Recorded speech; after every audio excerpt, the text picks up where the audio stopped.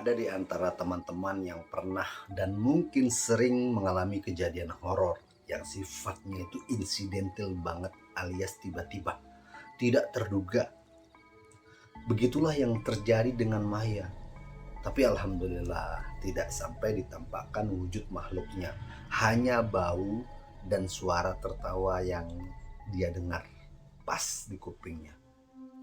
Jadi pada suatu malam sekitar pukul 10, Maya baru saja pulang dari toko bangunan membeli beberapa peralatan bersama suaminya serta anaknya. Setelah mengantarkan anak-anak masuk ke dalam rumah, Maya bergegas keluar membantu suami mengangkat belanjaan yang ada di mobil.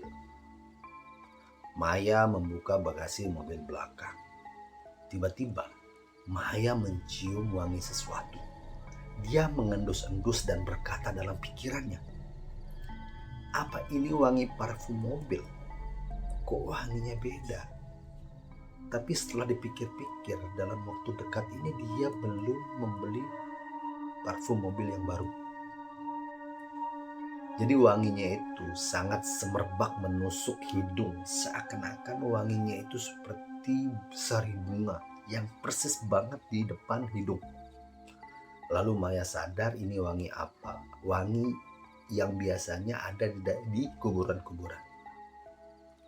Dan Maya ingat, dia dan tetangganya itu tidak ada yang menanam di halaman rumah.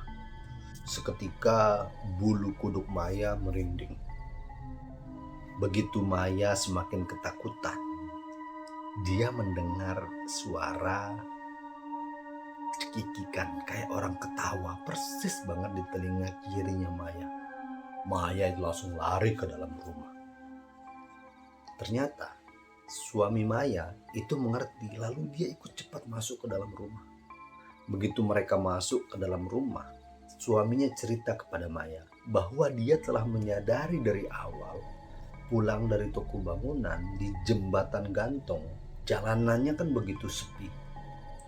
Feelingnya dia itu ada yang ikut naik ke mobilnya dia.